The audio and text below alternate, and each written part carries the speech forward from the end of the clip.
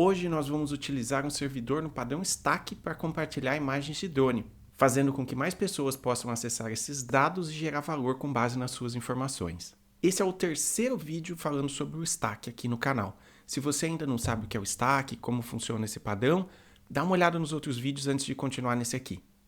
Às vezes, no nosso dia a dia de capturar a imagem, processar a imagem, garantir que a gente consiga gerar os indicadores, a gente acaba perdendo um pouco do valor que essa imagem que a gente usou para fazer um indicador poderia servir para os outros processos da empresa.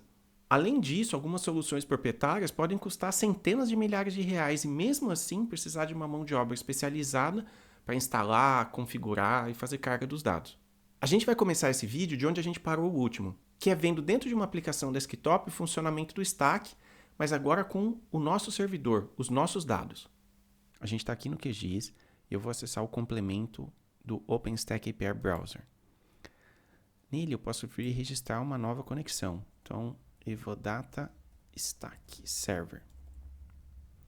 E eu vou colocar o URL. E nesse caso, eu não vou colocar nenhuma opção de autenticação, porque essa URL é aberta. Eu estou trabalhando na internet, com máquinas virtuais, então eu não preciso me preocupar com isso, mas daria para a gente colocar segurança também. Agora que eu tenho a minha conexão registrada, eu vou mostrar as coleções. E tá aqui, ó, o meu catálogo de imagens de drone já apareceu. E a gente pode fazer busca também, por extensão, por data. Eu vou deixar sem nenhum parâmetro de busca e vou buscar. Ele encontrou duas imagens de drone, né, nessa minha coleção que só tem essas duas mesmo. Que na verdade são a mesma imagem. Eu editei ela usando inteligência artificial, usando o DALL-E, para poder ter imagens diferentes para a gente mostrar aqui. Essa é uma imagem lá do Open Drone Map. Então, para cada imagem dessa, ele já mostra aqui o preview. Eu posso visualizar o que tem dentro. Então, a gente tem uma imagem RGB, o thumbnail, e essa imagem RGB a gente pode adicionar no mapa. Eu adiciono e já deu uma mensagem aqui atrás de que foi adicionado com sucesso. Vou fechar e a gente pode ver onde ela está aqui no mapa. Então, essa é uma imagem, vou até voltar aqui, ó. Ela é uma imagem, supostamente, né, de 2020. E eu editei uma outra imagem para ser como se fosse a imagem de 2021, depois de ter acontecido alguma alteração. Também vou adicionar essa outra imagem. Ele adicionou. E agora a gente pode alterar entre as duas imagens, né? Veja que uma delas não está com a cor vazia definida, porque foi a que eu editei. Eu coloquei ela aqui só para a gente ver, para ter mais de uma, para poder buscar e testar aqui, né? Então dá para ver as diferenças aí, né? Criar um campinho aqui, criar uma casinha. Beleza. Então é bem simples, né? A gente conectar num catálogo do Stack nosso, fazer busca, adicionar no mapa. Bem simples. Bom, agora que a gente viu como funciona na prática dentro de um software, o consumo desse nosso próprio servidor, vamos entender um pouco melhor como isso funciona, qual é a arquitetura disso. Vamos começar aqui com um diagrama de componente bem simples. Você tem um drone que voou, você processou as imagens desse drone e gerou um arquivo com um mosaico, o arquivo TIFF. E aí você vai copiar esse arquivo para o computador, pendrive, ou já é na própria máquina, a própria pessoa que processou o arquivo TIFF vai abrir ele numa aplicação GIS, como o QGIS ou o ArcGIS Pro, para poder trabalhar e visualizar. Só que esse arquivo tem mais gente que vai precisar acessar. Então a gente vai dar um passo a mais. E se esse arquivo TIFF, ao invés de ficar só com aquela pessoa, a gente vai colocar ela numa pasta da rede. Então agora a gente vai ter um storage. Então quem processa esse arquivo TIFF vai colocar numa pastinha. Então a gente vai ter lá um // servidor de imagens /drone /2024 não sei o que. E aí, beleza, né? O arquivo está lá. Ele está acessível para os usuários GIS avançados que tem lá. Mas e se ele quiser o voo da fazenda X? Se eu coloquei o ano e o mês no nome da pasta, eu vou ter que abrir pasta por pasta para achar o ano e o mês. Eu vou ter que dar um Ctrl F no Windows Explorer para achar o mês. É complicado. Pelo menos o arquivo está guardado. Ele existe, ele está lá. Pode ser que tenha backup desse storage. Mas a gente ainda tem uma certa complexidade para acessar, né? E se eu quero pegar uma fazenda vizinha, estou numa região, quero saber tudo que eu tenho de imagem daquela região. Vai ser complicado fazer isso nessa questão aqui. Então, por isso que a gente pode catalogar isso. Por isso que a gente pode ter o Stack para nos ajudar. Como que vai funcionar agora? Ao invés de copiar essas imagens direto no storage, que é uma tarefa manual, eu vou poder ter um arquivo, um Python, né, que faz isso de forma automatizada. Então, esse arquivo TIFF, posso ter gerado ele na minha máquina, eu posso ter contratado alguém que processou e gerou esse TIFF, pôs no OneDrive, no FTP e tal. Aí eu vou ter um ingestor de dados que vai trazer isso para dentro da minha infraestrutura e ele já vai copiar no meu storage. Além disso, na hora que ele estiver copiando esse dado, ele já abre esse dado, vê o extent dele, vê através do nome do arquivo ou de algum metadado a data que foi aquele voo e registra isso no meu servidor Stack. E aí, por que existe esse outro cara aqui embaixo que chama HTTP Server, que também não existia antes? Porque o Stack, ele é feito para não ficar trabalhando só na sua rede local também. Ele serve totalmente para você acessar as coisas pela internet.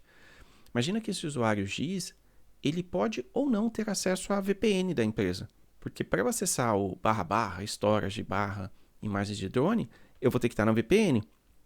Mas e se esse cara tiver um usuário e uma senha, mas ele não tiver na VPN? Então ele poderia acessar o catálogo Stack via internet normal e também poderia acessar essas imagens via internet. Então nisso que a gente grava essas imagens no Stack, a gente coloca o link para essas imagens, não o link do storage, mas o link do servidor de arquivo, que por trás pode estar armazenado no mesmo storage. E se alguém está acostumado e quiser abrir o desktop, colocar // servidor de imagem, /drone, se ele quiser também vai funcionar, porque essa imagem vai estar no storage. Mas quando ele fizer a busca no Stack, vai ter o servidor web, que é por onde essas imagens vão ser acessadas, que no fundo vai estar acessando do storage também. É uma camada a mais para facilitar a troca de arquivos. No último vídeo e no começo desse aqui, a gente viu o Stack sendo acessado por aplicações desktop. Mas nem todo mundo que vai precisar ter acesso a essa informação é um usuário X avançado. Vai ter um QGIS, um ArcGIS Pro ou outra aplicação desktop específica para geoprocessamento. Muitas pessoas acessam isso através de portais web. A gente pode utilizar o catálogo Stack em aplicações web, como portais, WebGIS. Mas aí a arquitetura muda um pouquinho. Entra um novo componente. Vamos dar uma olhada? Nessa arquitetura, a gente já vê um componente novo que é o T-Tiler. E o que ele faz é fazer uma interface, seja do Stack, seja direto de dados servidos pelo HTTP Server para aplicações web. Então, as pessoas que usam portais da internet vão poder acessar as mesmas imagens que as pessoas estão usando no desktop, através de T-Tiler. Vamos ver ele funcionando? Agora a gente está aqui na aplicação de demonstração. É uma aplicação bem simples, utilizando OpenLayers, que tem apenas duas camadas. O OpenStreetMap no fundo e essa camada da frente, que é servida pelo T-Tiler. Agora, o que a gente vai fazer? Vamos ver um pouquinho como que o T-Tiler funciona. Eu vou abrir aqui a janela de inspeção, vou filtrar as requisições só para aquilo que tem o domínio da Evodata, porque senão a gente vai acabar vendo algumas requisições do fundo. Eu vou aplicar um zoom in, e conforme eu dou zoom in na imagem, a gente vai vendo que existem as requisições aqui. Essas requisições são lá para o T-Tiler. Aqui a gente está usando a função cog, que vai ler um arquivo TIFF e devolver cada pedacinho. Então você fala, T-Tiler, eu quero esse pedacinho desse arquivo. E ele já coloca. O bom é que com isso, o T-Tiler acaba sendo uma interface para essas aplicações antigas, que não sabem lidar com TIFF, com cog, com coisas assim. A aplicação que sabe lidar com o Z, o X e o Y, ela vai conseguir lidar muito bem com esses arquivos, porque o T-Tiler faz essa interface. Então, o que a gente vai fazer quando for registrar isso numa aplicação, como por exemplo o ArcGIS Online ou qualquer outra, a gente vai copiar essa URL e colocar aqueles parâmetros aqui, né? Que às vezes chama zoom, às vezes chama Z, e a gente vai mudar esses três parâmetros aqui, e a sua aplicação, mesmo antiga, vai funcionar com essa URL.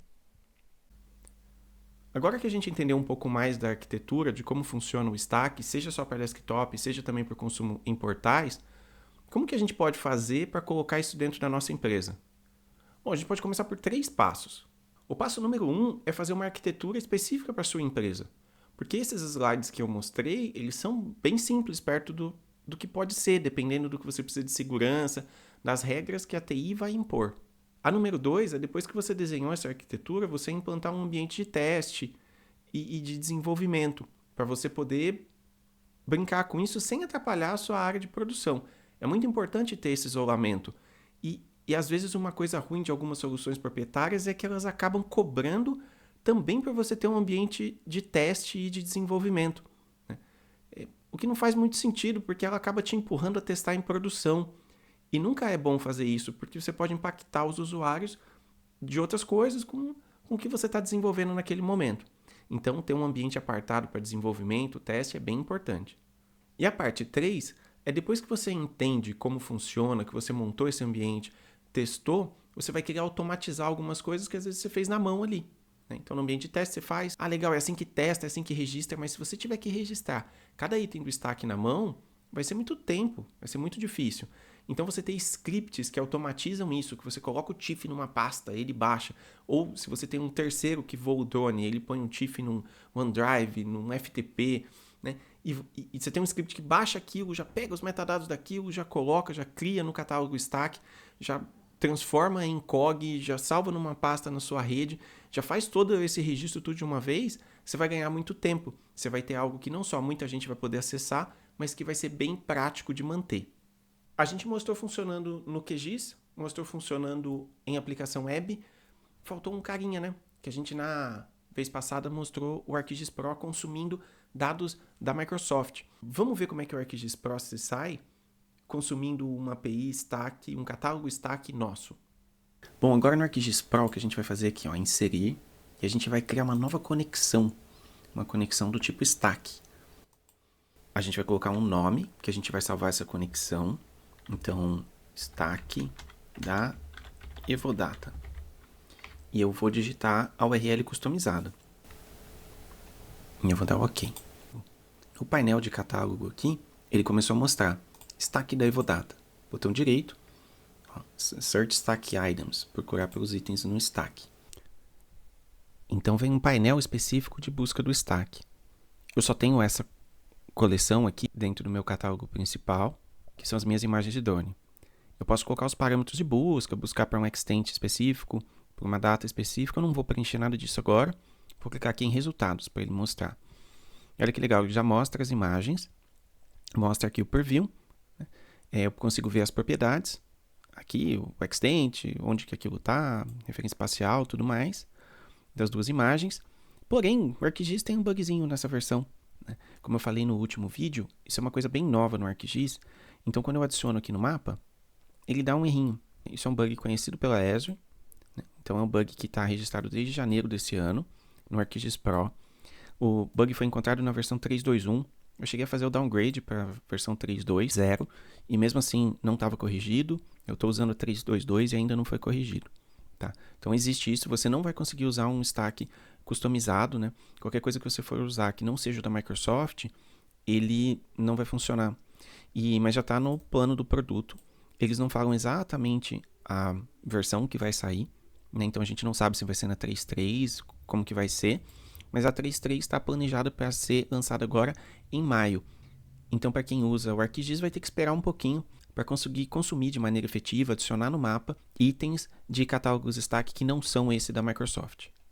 Como a gente pôde ver ao longo dessa série de vídeos, o stack é uma especificação apoiada por várias grandes empresas, que permite a gente acessar dados que foram publicados dessa forma padronizada, ou a gente mesmo publicar os nossos dados de forma padronizada, seja só para o nosso público interno, ou seja para um público mais amplo.